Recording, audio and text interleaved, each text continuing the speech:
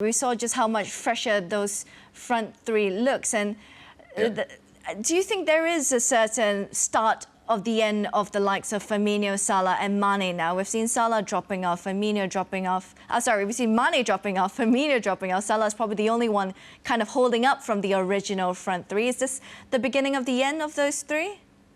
Hopefully not, because it's a special front three. But when Diogo Jota's come into the team, every time he played, he's either scored or he's made a good impression, and he's definitely banging down that door to be a first choice in the front three. So we're definitely seeing more competition now we have in the past. I think that front three, whether they're scoring, whether they're not scoring, they've always been in the side because of what they can produce. So I think now we're seeing Klopp has the ability to rotate. If Salah hasn't scored for a few games, if Mane's not playing well, if Firmino's not linking up the play well, he can always bring in Diogo Jota, who he knows is going to give his best for 90 minutes.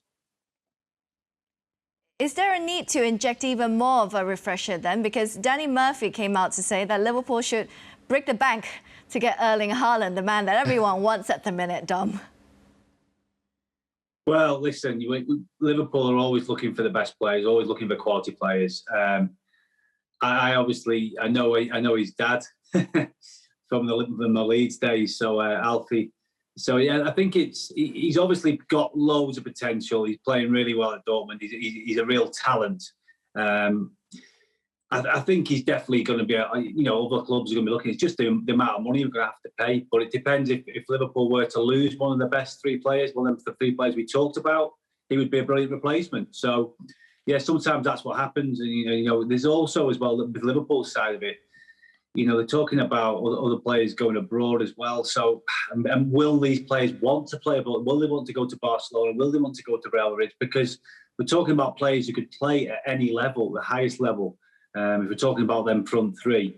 So, yeah, I think there's people that can come in and step in as well. So that's good that we have got players that we're thinking about for the future. But let Haaland just have his career for the moment, and then we'll see what happens. But, yeah, everyone's going to be looking for a player like him because he brings so much energy, and he's big and he's strong and he's physical. He's kind of got a bit of everything in him.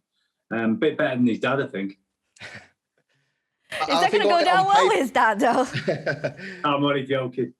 I think on paper, it looks like Liverpool do need a Haaland. On the stat sheet, they're missing a number 9 goal scorer. But like me and Dom spoke about before, pre-game, I think Firmino goes very much under the radar. Is very underrated.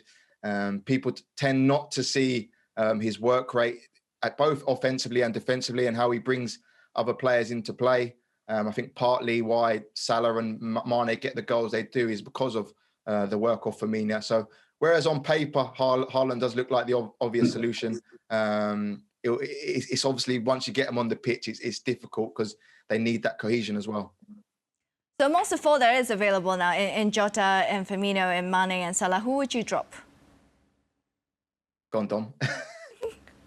Oh, that's a good one, that. I think... Hard line of questioning here, guys.